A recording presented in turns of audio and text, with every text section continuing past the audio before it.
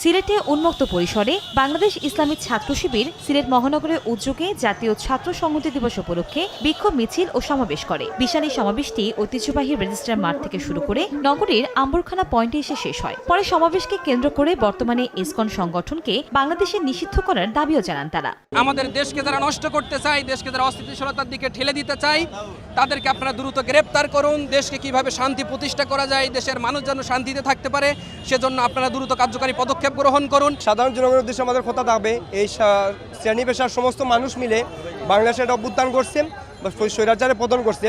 সুতরাং সমস্ত লেভেলের মানুষকে নিয়েই আমরা এই আন্দোলনের এই অভ্যুত্থানকে আমরা ধরে রাখবো। এছাড়াও বাংলাদেশকে অস্থিতিশীল করার জন্য যারা হুঙ্কার দিচ্ছে তাদের শিক্ষা দিতে ছাত্র শিবির রাজপথে শক্তিশালী অবস্থান গ্রহণ করবে বলে জানান বাংলাদেশ ইসলামী ছাত্র শিবির।